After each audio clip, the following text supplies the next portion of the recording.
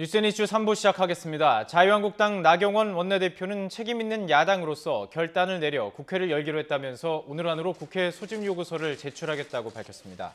나 원내대표는 여야 3당 원내대표 회동 이후 기자간담회를 열고 더는 여당에 기대할 게 없다는 생각으로 스스로 결단을 내리기로 했다면서 이같이 말했습니다.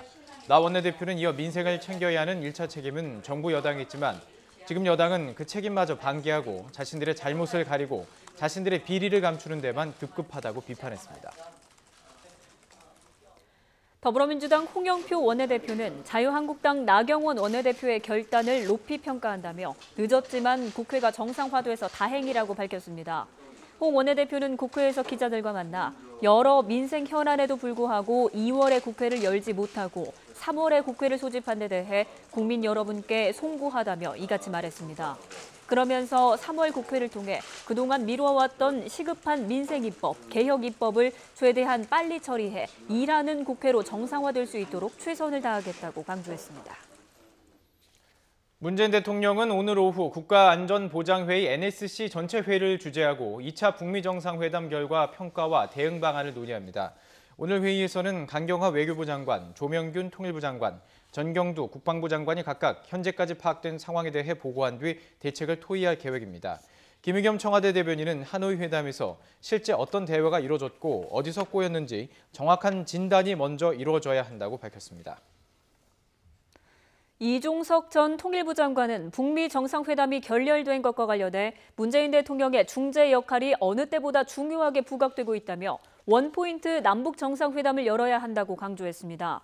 이 전 장관은 국회에서 더불어민주당 한반도 비핵화 대책 특별위원회 초청 간담회에 참석해 이같이 말하고 트럼프 대통령 역시 문 대통령의 중재를 부탁했고 북한도 중재를 마다하지는 않을 것이라고 밝혔습니다.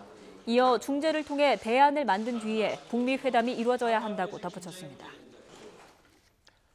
한국유치원총연합회가 오늘 집단 개학 연기에 돌입했지만 상당수 유치원이 자체 돌봄 서비스를 제공하면서 우려했던 보육대란 사태는 없는 것으로 나타났습니다.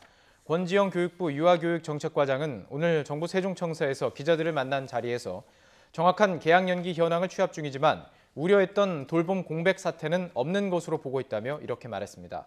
권 과장은 개학 연기 유치원 가운데 자체 돌봄을 제공하는 곳이 많아서 긴급 돌봄 서비스 신청자가 예상보다 적었다면서 어제 기준으로 전국적으로 1,000명이 채 되지 않았다고 덧붙였습니다. 홍남기 경제부총리 겸 기획재정부 장관이 올해 무역금융을 원래 계획보다 3조 원 더 늘려 235조 원으로 확대하겠다고 밝혔습니다. 홍 부총리의 말 직접 들어보시죠. 무엇보다 수출이 당면 현안입니다.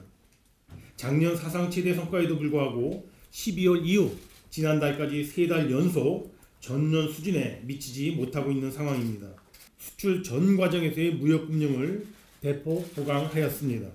금년도 대출 보증 등 무역금융을 당초 목표보다 3조 원을 추가하여 총 235조 원으로 확대하고 특히 자금난을 겪고 있는 유망 수출 기업이 수출 계약서만으로도 특별 보정을 받을 수 있는 수출 계약 기반 특별 보증제도를 신설하였습니다.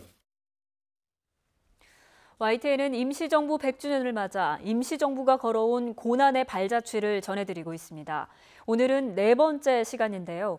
1930년대 일제의 중국 침략이 본격화하면서 임시정부는 끝이 안 보이는 피난길에 오를 수밖에 없었습니다.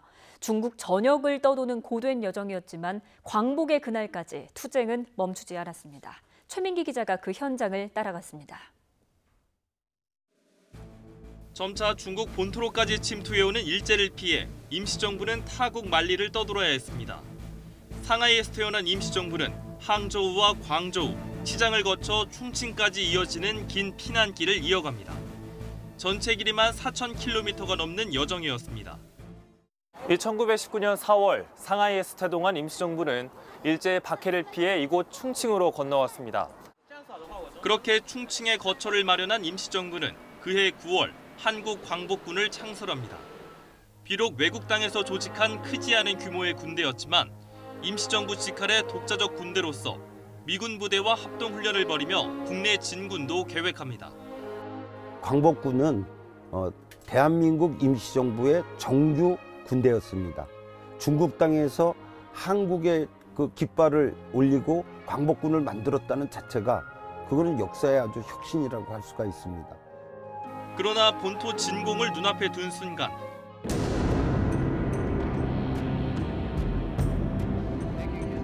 일본이 예상외로 무조건 항복을 선언하며 모든 계획은 수포가 됩니다.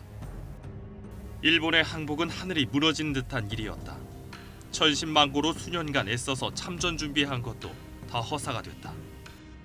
그렇게 1945년 8월 15일 그토록 기다렸지만 한편으론 허탈함을 감추기 어려운 광복을 맞습니다.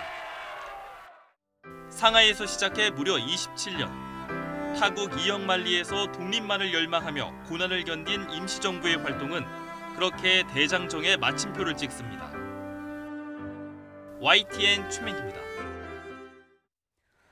제주도가 제주녹지국제병원 측의 개원기간 연장 요청을 받아들이지 않고 개설 허가 취소 절차를 밟기로 했습니다. 제주도는 병원 측이 내국인 진료를 제한하는 조건부 개설을 받았지만 오늘로 예정된 개설 기한을 지키지 않아 개설 허가 취소 전 청문을 시작한다고 밝혔습니다. 제주도는 한 달가량 청문 기간을 거친 뒤 최종 취소 여부를 결정할 계획입니다. 3월 4일 월요일 뉴스앤 이슈 마치겠습니다. 오늘 김정화 앵커의 휴가로 제가 대신 진행했습니다. 내일까지 제가 뉴스앤 이슈와 함께하겠습니다. 잠시 뒤 2시에는 노종면의 더 뉴스가 이어집니다. 시청해주신 여러분 고맙습니다.